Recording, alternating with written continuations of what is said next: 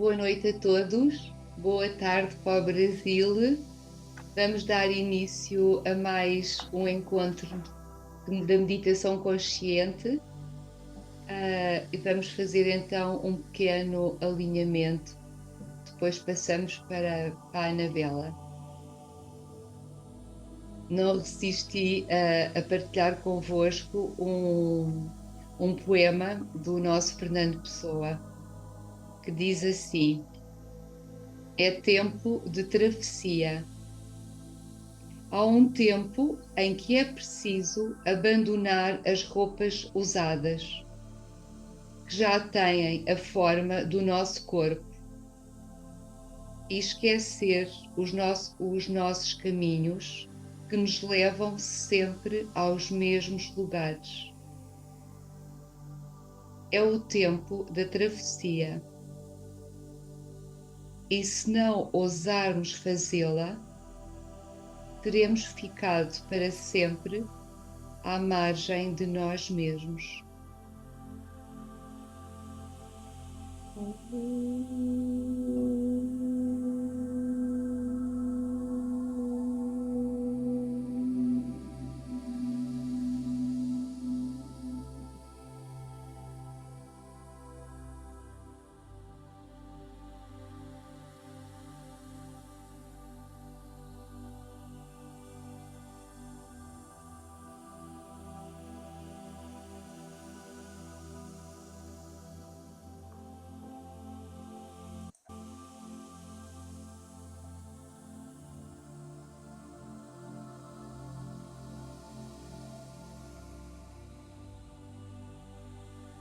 Bem-vinda, Conceição.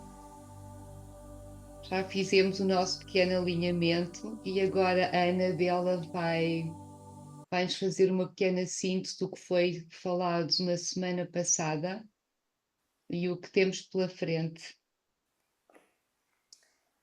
Então, boa noite, boa tarde, sintam-se bem-vindos. Vamos continuar o nosso estudo, vamos continuar a percorrer o caminho com a ajuda do nosso companheiro Amable Torrico.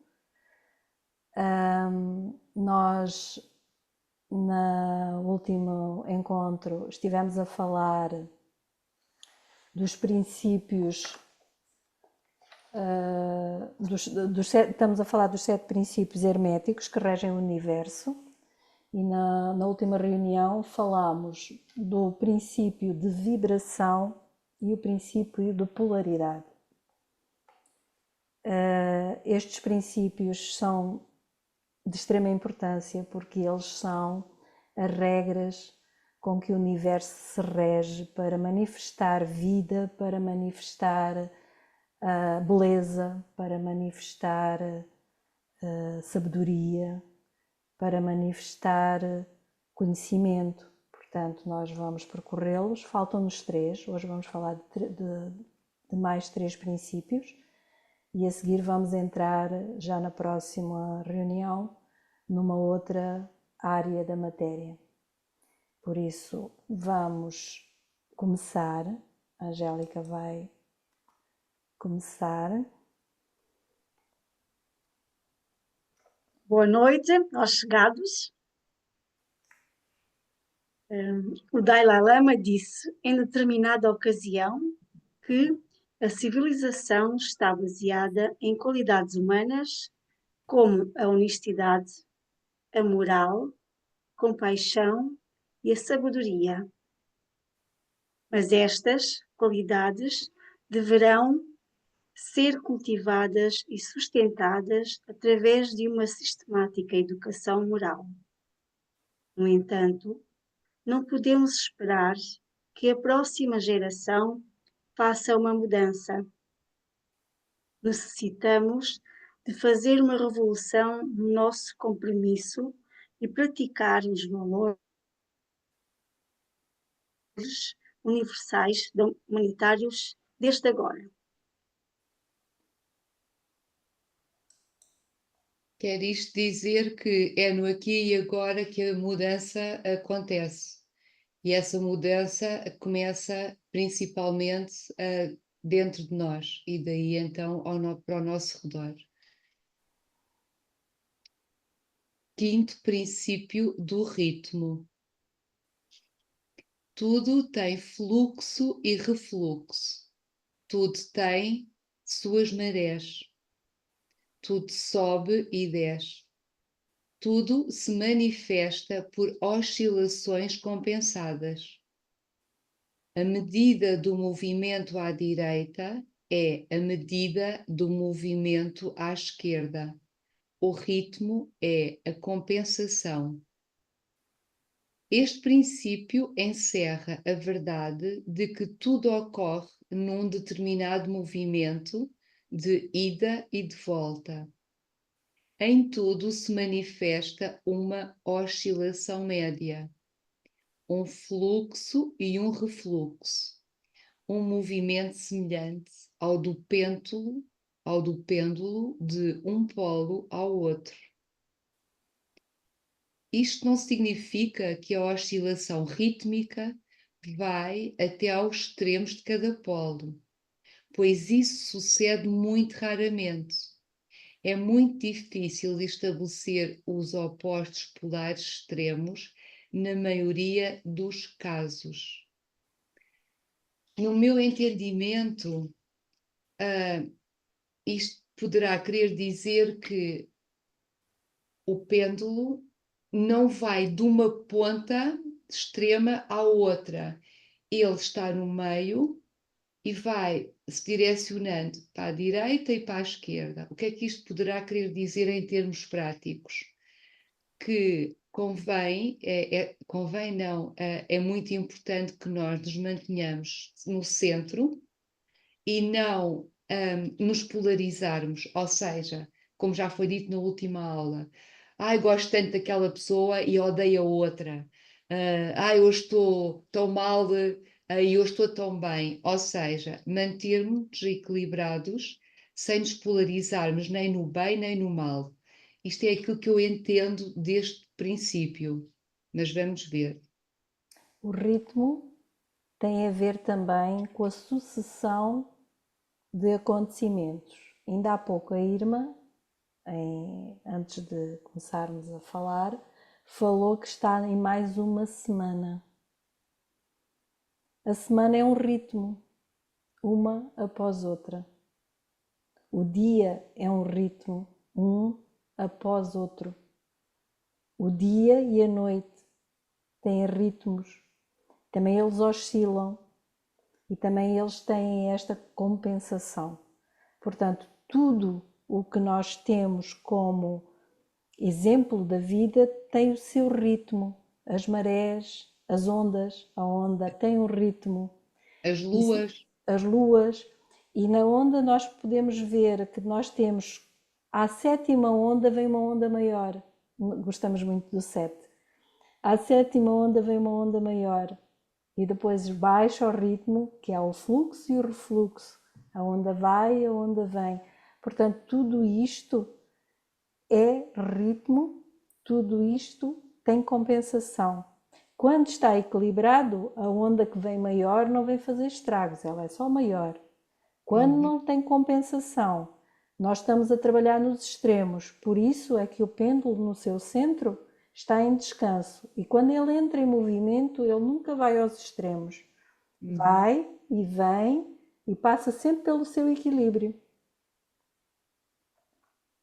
Portanto, nós se estivermos no equilíbrio, andamos juntamente com o movimento do pêndulo. Agora, se nós formos a extremo, podemos não poder voltar ao equilíbrio, ao centro. Portanto, é isso que nós temos que perceber do ritmo, da compensação do ritmo e daquilo que é, na prática, na nossa vida diária, este princípio. Porque nós temos o ritmo das estações do ano, nós temos o ritmo das estações, da noite e do dia, nós temos o ritmo nosso ritmo do de nascer e de planeta, morrer. dos vários movimentos que o planeta faz, o ritmo das luas, temos isso tudo. Tem ritmo, tem fluxo e refluxo e tem compensação. Tal como em cima, em baixo. Assim em baixo. Até nós, mais contentes, menos contentes, mais irritados, menos irritados. Olha, as mulheres com o rito menstrual, não é? Que está diretamente ligado com o ritmo da lua e que está diretamente ligado com os ritmos, com a compensação disso tudo. Quando isto tudo está alinhado, tudo é natural, não há Colorido, colorido, oscilações pois. loucas. Sim.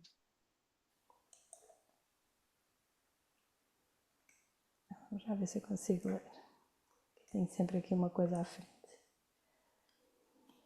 Porém, a oscilação efetua-se até a um primeiro polo e depois até ao outro.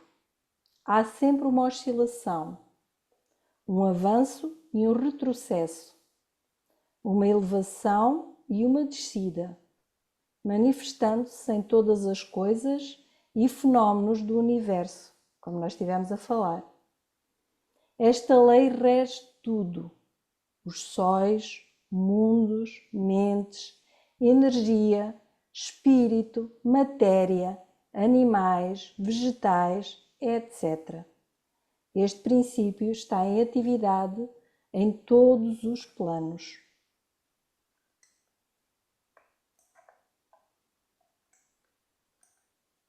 No plano espiritual, por exemplo, há sempre uma emanação seguida de uma absorção. Nós emanamos de Deus, nascemos, descemos à consciência material e logo morremos. Somos absorvidos pela consciência espiritual. Este é o nosso grande ritmo.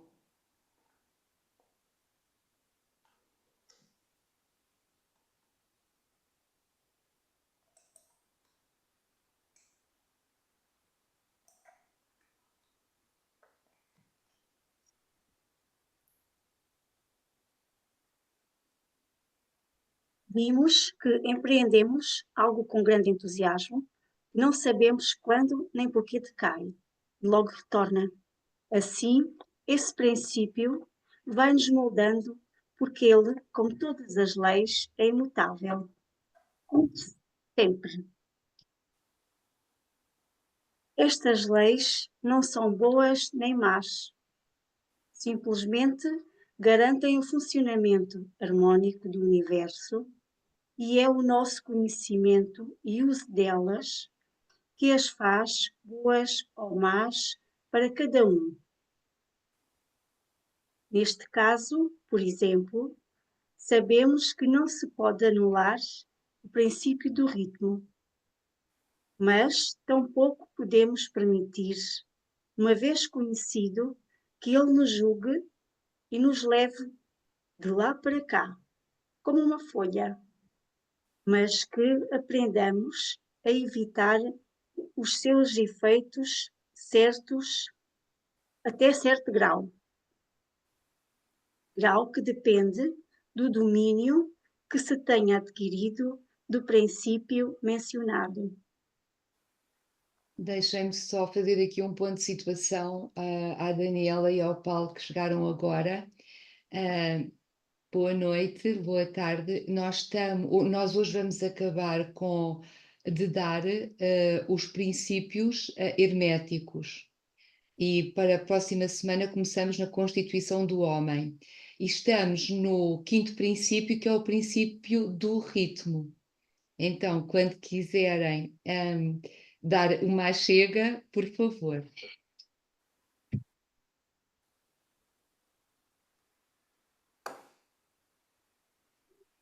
Boa noite, gratidão pela acolhida. Desculpe o atraso. Acabamos o atendimento agora. Obrigada a nós pela vossa presença. Boa noite, gratidão. Boa noite, Boa Dani. noite, Daniela. Boa noite, Paulo. Ainda temos mais algum slide sobre o princípio do ritmo, Anabela? Temos. Ok. Que era para depois poder fazer uma síntese, sim. E é a tua vez. Aprendamos a usá-lo ao princípio do ritmo, em vez de ser usados por ele. Aprendamos a polarizar-nos no ponto onde desejamos estar e elevar-nos acima da oscilação pendular. Qualquer pessoa que tenha adquirido certo grau de domínio sobre si mesma executa isto até certo ponto, consciente ou inconscientemente.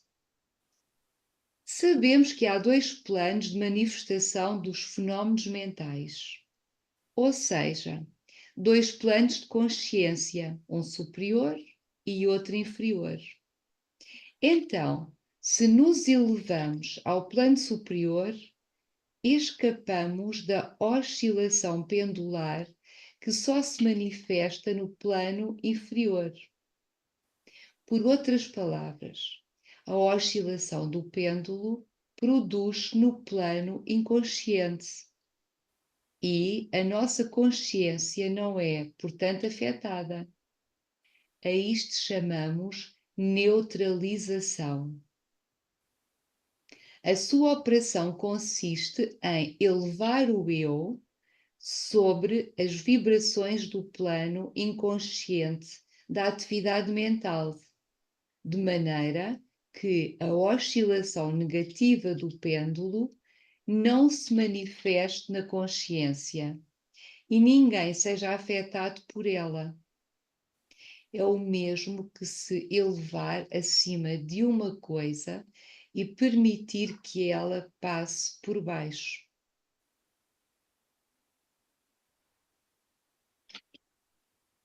Bem, temos aqui uma bela tarefa. Manter-nos neste ponto de neutralidade. Eu estava a ler e estava-me a lembrar do papel de um juiz no tribunal, quando ele tem que tomar uma decisão,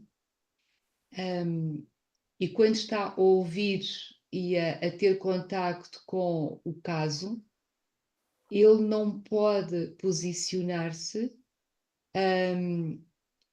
nem a favor de um, nem a favor do outro. Ou seja, haverá um resultado final, mas para esse resultado final, ele primeiro tem que observar, tem que estar neutro. Tem que estar neutro para depois poder tomar uma decisão o mais próxima da verdade, porque isto também tem muito que se lhe diga.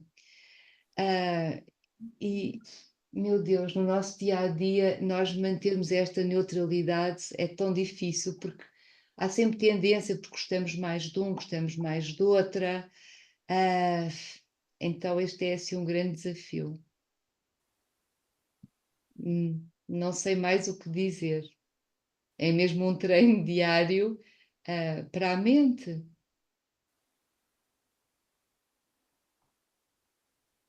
Sermos observadores, não é? Porque do plano da alma, onde a alma está, ela só observa. Para ela não há bem nem há mal.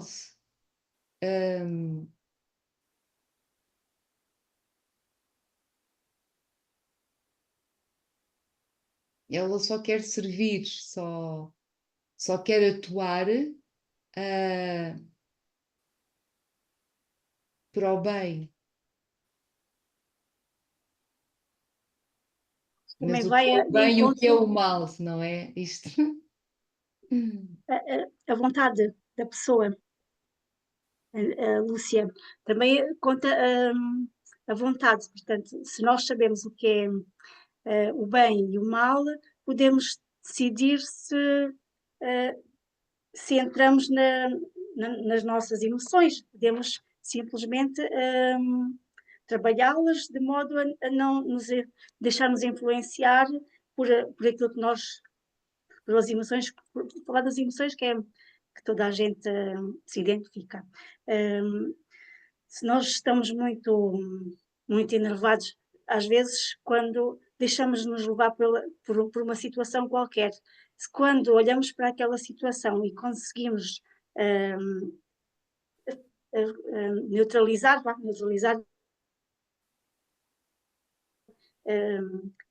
neutralizar, conseguimos, portanto, acalmar e ver a situação de maneira diferente, portanto, aí estamos a ser neutros, portanto, não vamos decidir sobre as emoções que estão no acontecimento do agora. Podemos, aí é uma forma de sermos neutros. E falaste na vontade, o que é isso mesmo, é por um ato de vontade nós decidimos, não é? Tomar uma atitude de observador. Frente, sim. Não sei, Paulo, se queres comentar alguma coisa para nos ajudar, nosso irmão mais velho, porque não é fácil na prática mantermos esta atitude de imparcialidade, não é? Isso requer o que os taoístas chamam de educação dos órgãos dos sentidos. Inclusive, isso também é conferido na Raja Yoga, nos aforismos de Patanjali, né? O que muito nos afeta na relação das observações do mundo é o desequilíbrio dos órgãos dos sentidos, dos quais a gente se apega a determinadas situações, né? E não permite ter uma neutralidade em se tornar o que se chama observador desapegado. Isso é interessante porque na física quântica eles dizem que todo objeto observado altera o objeto e altera o observador. Mas existe uma determinada frequência, inclusive no mundo científico já está se descobrindo, né, em tirar fotografias em determinados planetas, em que essa fotografia não altera o objeto que foi fotografado. Porque se isso alterar, a observação e o estudo que for feito daquele objeto já não é ele como originalmente ele foi. E isso se assemelha ao que Patanjali chama de observador desapegado. Ou seja, ele observa aquilo, mas não altera aquilo. E aquilo permite que você tenha uma visão verdadeira do que está acontecendo. Porque o que ocorre na maioria das vezes é que a nossa interação e o nosso apego, os nossos preconceitos, né? E os nossos julgamentos, ao observar um fato, você não enxerga ele na sua realidade. Os filósofos falavam de suspensão de juízo, que é uma palavra, inclusive, grega, chamada epoké. Você suspende o juízo, porque senão você não tem uma análise clara do fato e você possa interagir com aquilo com total clareza do que precisa efetivamente ser feito. E a partir daí você tem a visão real do fato. E você age a partir da realidade, não da ilusão que supostamente surge quando a gente tem preconceito e julgamento nos fatos ocorridos. Não sei se eu fui útil. Eu acho que Sim, sim. sim, sim, sim, sim. Eu acho que sim, Paulo. Eu acho que o Paulo deixou claro que a observação tem que ser feita sem os filtros de cada um individualmente. Porque se nós filtrarmos à medida da nossa percepção, nós não vamos ver a realidade, vamos ver a realidade alterada com a condição que nós lhe damos. Mas E aí não era você que age, e aí você age a partir daquilo. Uhum. Então veja, você está num ambiente escuro, vamos admitir assim, e aí você pega em algo parecendo uma mangueira, né? Mas você tem medo de elefante. Aí você pensa que aquilo ali é uma tromba de elefante e você toma um susto e vai agir baseado em uma inferência, em um equívoco do que você observou. Então, eu entendo que aqui é uma provocação da gente enxergar com clareza o que está acontecendo para a gente agir a partir da verdade. Mas na verdade não é Krishnamurti que nos explica que aquilo que nós observamos, na verdade somos nós. Ou seja, aquilo que eu vejo, só vejo porque está dentro de mim. Sim, isso no fenômeno óptico é explicado, né? Porque primeiro o que eu estou vendo aqui é a mente que está vendo. Os olhos ele capta, mas faz a transferência mental para essa leitura. Mas uma coisa é o que está dentro de mim, está sendo visto a partir de dentro de mim. Outra coisa é o que você vai fazer com isso. Você tem que tomar uma atitude do que você está vendo, não é simplesmente, está dentro de mim e eu não mudo a realidade, aí vai ficar como? Sustentando aquilo?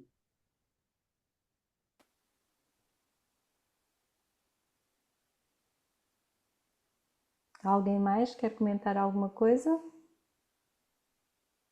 Irmã, fez sentido?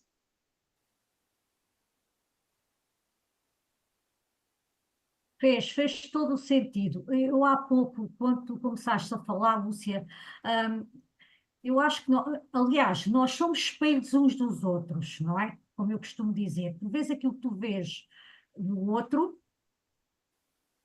és tu que estás ali. Aquilo que eu não gosto do outro é meu, como eu costumo dizer. E eu costumo dizer que nós somos espelhos uns dos outros. Isto é a minha definição. Se está correto ou não, o Paulo está ali, o Paulo, que é o mais sábio, que eu sei que ela é uma pessoa com muitos conhecimentos, não é? Que estuda muito, tem mais tempo do que eu ainda trabalho, eu ainda estou muito ativa, não é? E leio muito, mas sei que há pessoas que, pronto, estão muito mais à frente do que eu, que tem que estar sempre mais alguém à frente para poder ensinar aqueles que estão um pouco atrás. É ou não é verdade, Luciana? É É ou não assim, é? senhora. Pronto.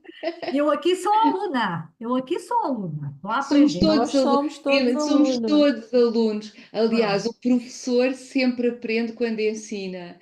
exato, E o aluno sempre ensina ao professor. exato, há sempre aqui, Somos todos, somos todos. exatamente. Isto da neutralização é uma coisa, está muito bem, fez todo o sentido, todo o sentido. Sim, Eu Paulo? queria, eu queria comentar isso aí, que é muito importante, entre professor e aluno, e um filósofo chamado Agostinho, da Idade Média, ele diz assim, que tudo aquilo que é abordado no mundo do conhecimento já existe dentro de nós. A gente apenas está sendo recordado de algo que existe dentro de nós. Olha que visão ele tem. É muito interessante.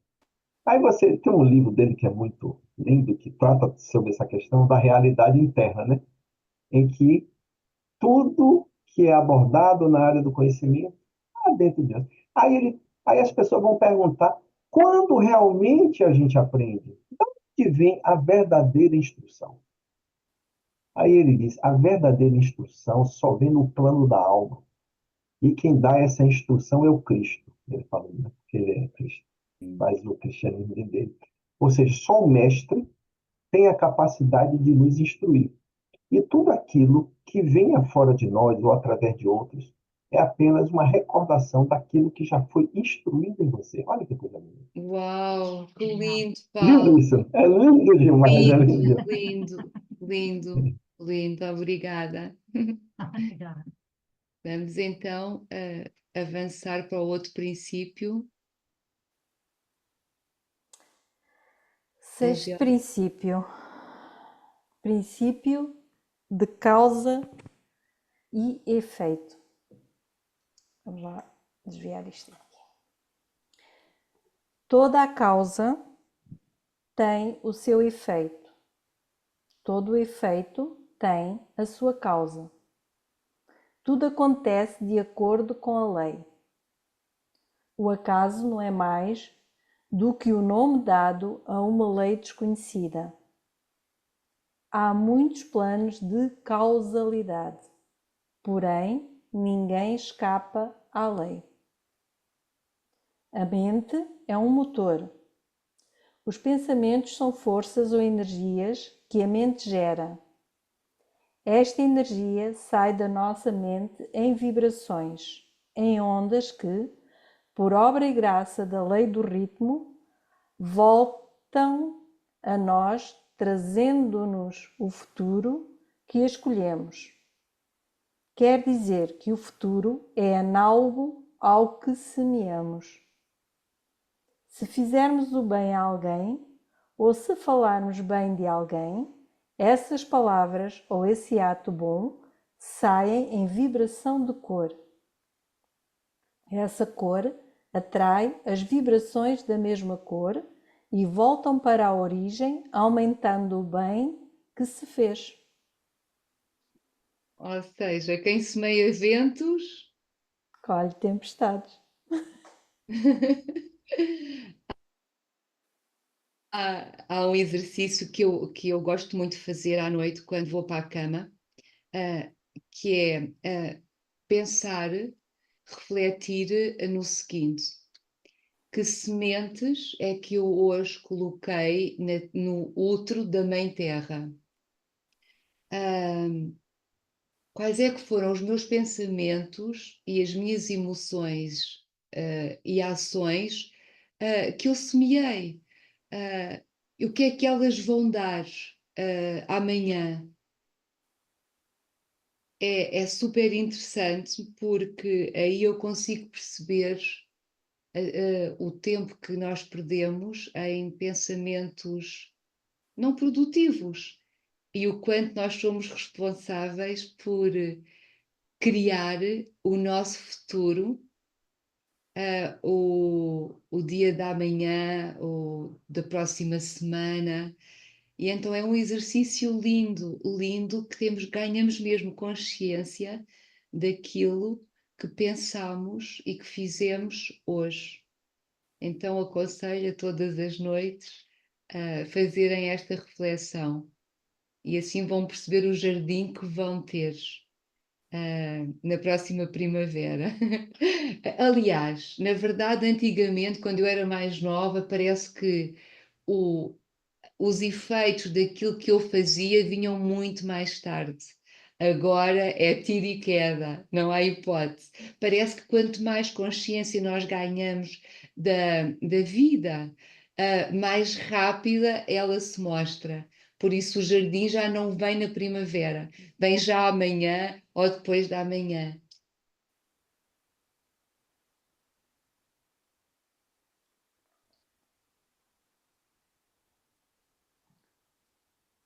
Eu acho que uma das questões assim muito importante é a gente ter clareza da causa, né?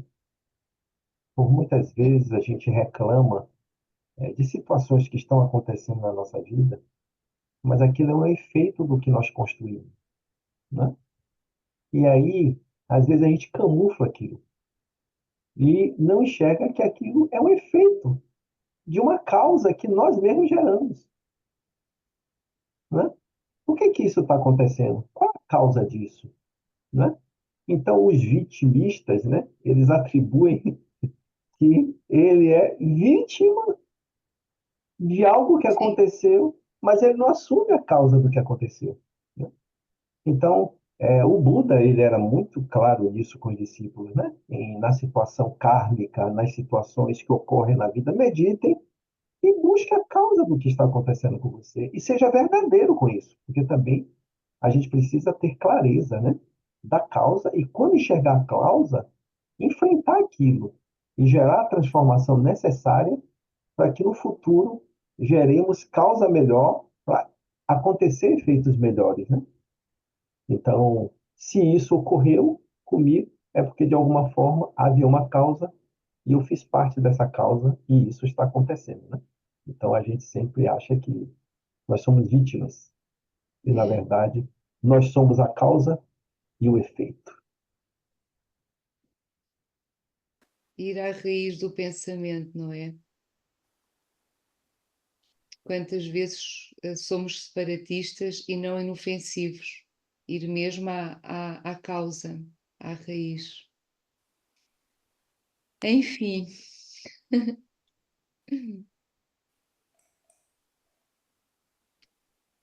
Olha, aqui Agora, está. é importante essa coisa da inofensividade. A inofensividade ela traz um tom de não ofender, mas não pode se camuflar aquilo que se gera dor. Como assim, Paulo? Por exemplo, às vezes há episódios em que há um gerador de dor no nosso crescimento, né? Que é a inofensividade. Porque você, às vezes, você precisa tratar de questões que lhe incomodam, por exemplo, sem ofender, sem ofensa. Então, se calar diante das coisas que lhe incomodam e se omitir diante disso, não é correto. O que o tibetano pede é para não ofender. Como é que você aborda isso sem ofender? O que significa inofensividade? Mas a verdade precisa. Tinha um movimento que surgiu na época na África do Sul, quando, como é o nome dele? Foi presidente da República, que foi Mandela? preso. Mandela. Quando ele assumiu a presidência, aí teve um movimento dele que dizia assim: que venha a verdade, mas com amor. Mas a verdade precisa se manifestar, mas não para ofender o outro, para ferir o outro. Mas você precisa trazer a verdade, porque senão você vai ver o que ele. Entende? Então, esse Entendo. Então a aprofundamento vibração é é a o vibração de. aprofundamento Sim, de como você aborda, que o pessoal hoje está chamando de comunicação não violenta, ok. né? Mas eu preciso comunicar aquilo que me incomoda, mas sem ofender. De uma Então, a maneira inofensividade amorosa. mas como comunicar aquilo? Como gerar aquilo? Aí é que é o desafio, porque as pessoas não conseguem se conter diante de uma inquietação e às vezes a gente comunica de forma ofensiva.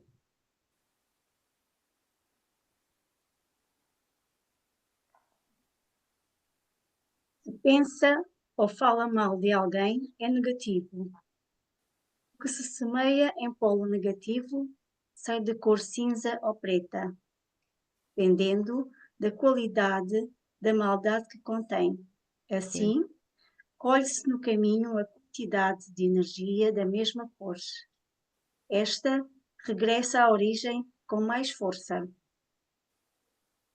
Aqui temos a explicação do que acontece. Se criticar, será criticado. Se fizer mal a alguém ou a algo, essa energia retorna ao próprio, ou algo seu sofrerá o mesmo mal. Se for injusto, duro, essa injustiça voltará para a origem com a mesma dureza. Essas causas semeadas produzem os seus efeitos antes de que quem as semeou seja libertado. Quem planta discórdias, colhe discórdias. Quem planta bondade, amor, ajuda, colhe bondade, amor, ajuda.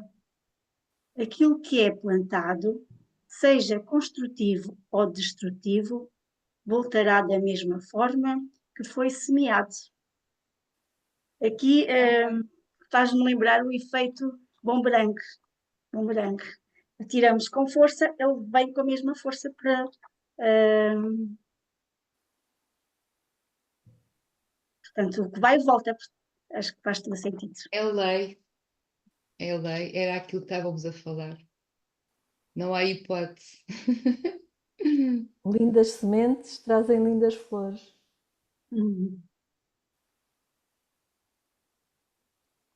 Vamos à frente. Vamos avançar, sim.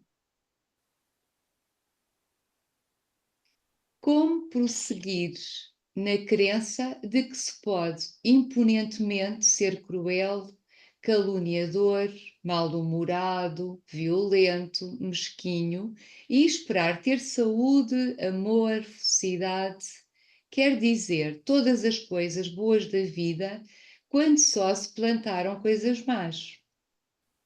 Nem sempre o retorno é imediato. O planeta Terra tem uma quantidade enorme de dívidas acumuladas de todo o mundo e liberta-se como pode, em tempestades, ciclones, terremotos, desastres marítimos, deslizamentos de terra, inundações, erupções vulcânicas, etc. Bem, aqui isto é incrível, ou seja, tudo o que estamos a assistir de guerras, de tempestades, de alterações climáticas, na verdade tem a ver com o estado emocional de toda uma humanidade. Ou seja, não há como não assumirmos a nossa cota-parte neste morador do umbral, porque é todo um conjunto de maus pensamentos, emoções de toda a humanidade que criaram esta densidade cósmica. E então agora qual é que é o papel? É sermos bombeiros do amor, do bom pensamento e da palavra correta, para limparmos aquilo que produzimos. Meus queridos, temos que avançar.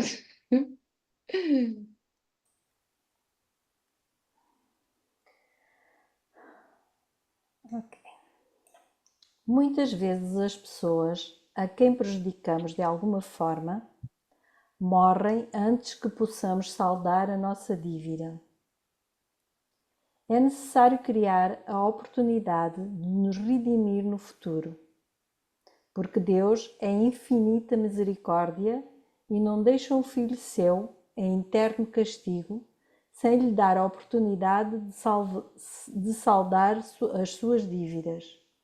Por isso é que Deus instituiu a reencarnação, para dar a oportunidade de pagar dívidas e para dar também a oportunidade de recebermos o bem que possamos ter merecido. Se estas pessoas que têm dívidas kármicas desejam no seu íntimo servir aos outros indivíduos para balancear, equilibrar e apagar os maus sentimentos, ouçam bem, livram-se destas dívidas. Porém, se não podem alcançar esses bons sentimentos e desejos, a vida reuni-los-á de novo tantas vezes quantas seja necessário até que se cumpra e cada vez em associação mais próxima. Deus é tão bondoso, a criação é tão sábia que nos dá a oportunidade de reencarnarmos e reencarnarmos e reencarnarmos até nos tornarmos uno com Ele. Dá-nos esta oportunidade de irmos corrigindo, irmos limpando tudo aquilo que vamos criando através do mau uso dos nossos corpos, não é? Infinita compaixão.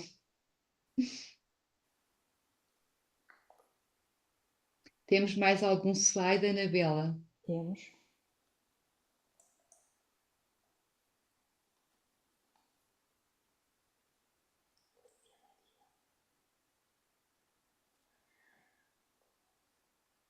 Então, vamos lá. Quando entre duas pessoas existe uma atração de amor e harmonia, certamente estiveram em contacto e associação harmoniosa em vidas anteriores. Então, podem expandir esta qualidade tão necessária ao mundo. Quando notarem um sentimento de resistência contra alguém, é porque as sensações recordam uma associação discordante ou desagradável. Quando os seres humanos percebem que eles mesmos são os causadores de todos os seus males e de todas as suas calamidades, de todas as limitações no seu mundo imediatamente desejam reparar as coisas com sinceridade. Esse é o desejo que conta e é necessário que saibam que toda a assistência lhes é dada.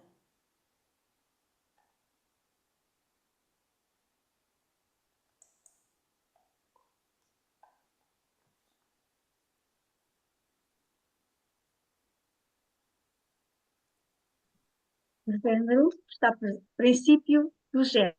É o último princípio, É. não é, O Angélica? género está Sim, presente em tudo. O género está presente em tudo. Tudo tem o seu princípio masculino e feminino. O género mantém-se em todos os planos. Como todos os outros anteriores, este princípio está sempre em ação. Nada pode existir sem o princípio de geração, ou seja, sem o pai e sua mãe. Não é como normalmente se crê, que a base seja o sexo. Esta palavra sexo não se aplica senão às diferenças físicas que existem entre o macho e a fêmea, numa pequena parte ou setores do plano físico. eu creio que este é o último slide. Paulo ou alguém quer só fazer algum comentário sobre este slide antes de passarmos para a meditação? Parece que tem mais aí, viu, Luciano? Mais slide, ó. Tem mais um. Então, se calhar lemos o último. Sim, então vá. Lemos Sim, o vamos último. ler e depois fazemos a síntese dele e passamos para a meditação. Sim. A palavra género significa criar, conceber, produzir, enquanto que a palavra sexo se limita à vida orgânica. A ciência, como a religião, não sabe que um é representativo do pai e o outro é representativo da mãe. A ciência é a prova de que existe o pai, ou seja, a inteligência. A religião é a prova de que existe a mãe, ou seja, o amor. Deus é amor e inteligência, mãe e pai, negativo e positivo. Estes são os dois aspectos do Criador.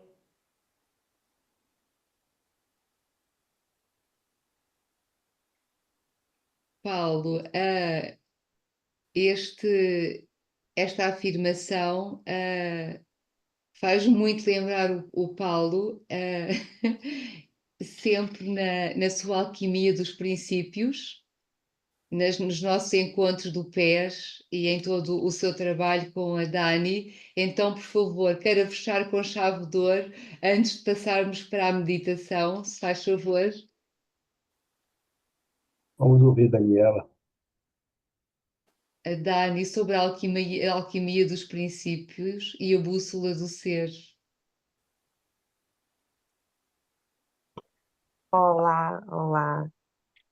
Eu, eu, a gente vem estudando, né? E como instrumentos, né, no processo de atendimento, a gente vem estudando agora Jung, né? Que ele traz o princípio, né, masculino e feminino. A gente vem se aprofundando. A gente vê que não tem como separar, né?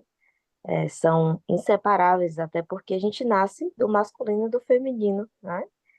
E a gente percebe o quanto a gente precisa é, ter clareza, né, desse masculino e feminino dentro de nós, né?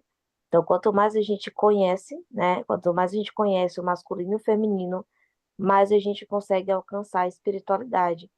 Porque imagina, né, se a gente não sabe, né, se a gente não sabe quem somos, né, a gente faz esse processo, o outro acaba a nos direcionando, o outro acaba falando, né, nos dirigindo. Então, quanto mais a gente conhece os princípios, né, a gente começa a entender os nossos valores, os nossos princípios, e a gente consegue chegar dentro de um processo de espiritualidade muito mais amplo e muito mais claro, né? Então, a espiritualidade traz esse processo de clareza, né? Você precisa ter clareza. E luz, hierarquia da luz, é clareza, né? É luz. Então, quanto mais a gente se ilumina nesse processo de conhecimento, a gente consegue ser luz e emanar luz.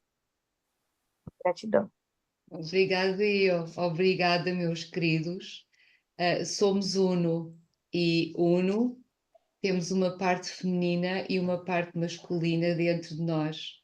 Nós recebemos e damos, nós acolhemos e agimos. Gratidão.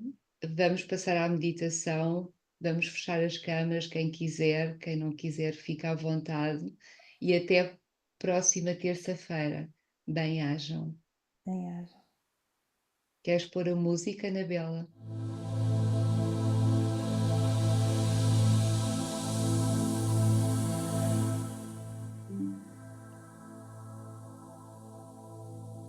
Sentamo-nos numa posição confortável para meditar, com a coluna reta e sem tensão. Colocamos as mãos viradas para cima sobre as coxas. Fechamos os olhos para melhor concentração. Realizamos algumas respirações suaves, lentas e profundas.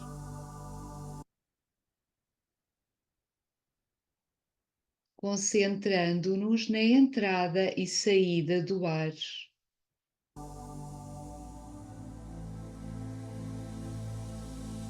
A cada inspiração, sentimos a própria vida a penetrar em nós, vitalizando cada parte do nosso corpo físico. E a cada expiração, sentimos o nosso corpo relaxar.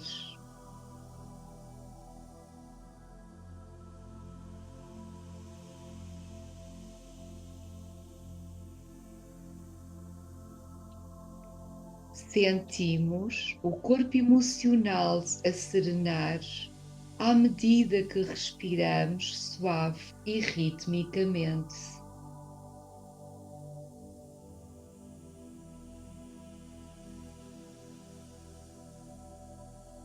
Agora elevamos a nossa consciência ainda mais até alcançarmos o corpo mental. O corpo mental vai se aquietando à medida que vamos tranquilizando os pensamentos através de respirações suaves e profundas.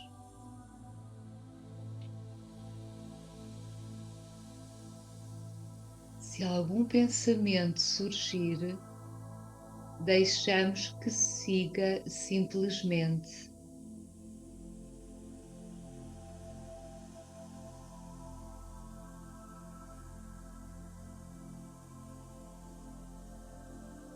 Agora, fazendo uso da nossa imaginação criativa, visualizamos no centro da cabeça uma estrela brilhante,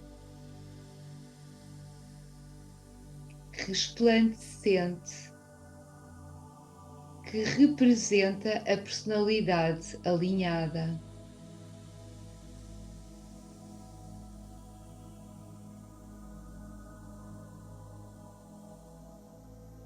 Acima do topo da cabeça, visualizamos outra grande estrela resplandecente que representa a alma.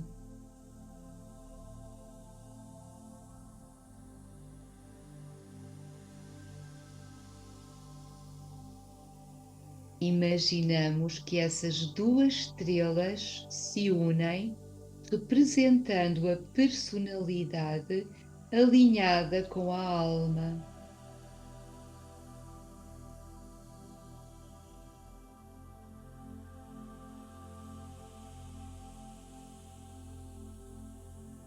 Conscientes da luz e da energia da alma como ponto central na consciência, pronunciamos uma vez a palavra sagrada Om.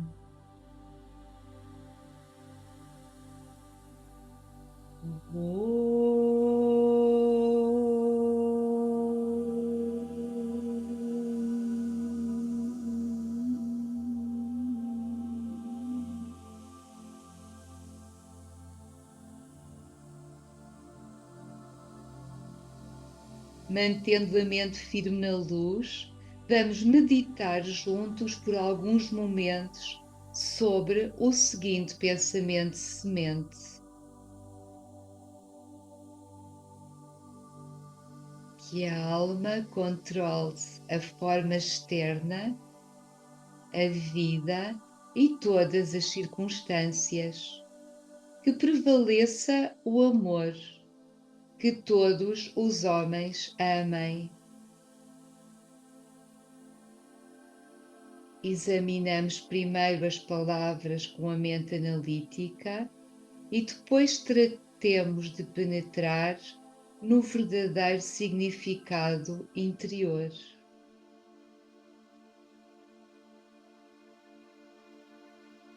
O que significaria se a alma controlasse toda a vida sobre a Terra? E se o amor fosse a energia que envolvesse toda a humanidade?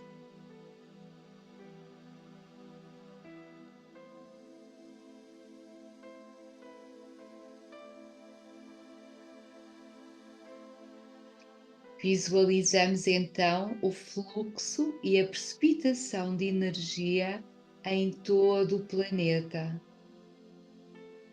Desde o ponto mais elevado da nossa alma até ao ponto mais baixo da manifestação física.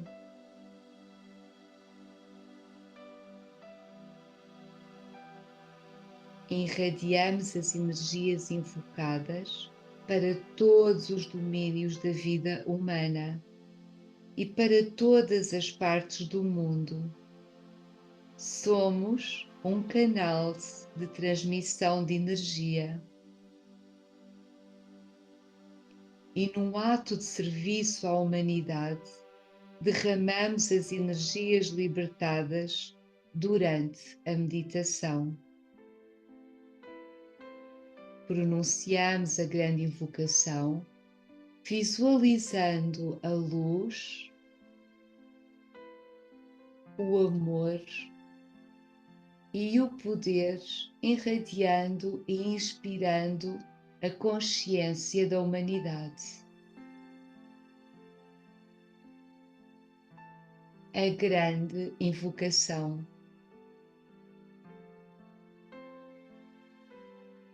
Desde o ponto de luz na mente de Deus, que a luz aflua às mentes dos homens. Que a luz desça sobre a terra.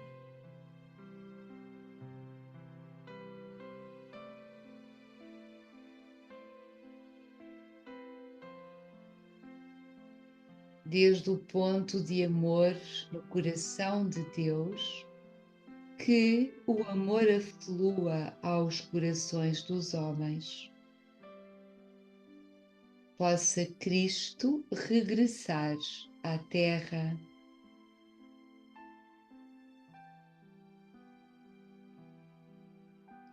Desde o centro em que a vontade de Deus é conhecida, que o propósito guie a fraca vontade dos homens. O propósito que os mestres conhecem e servem.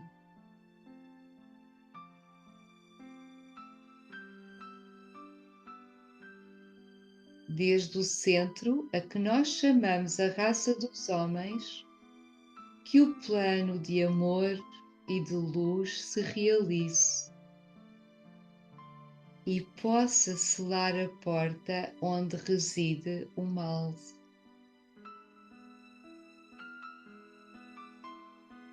Que luz, amor e poder restabeleçam o plano sobre a Terra.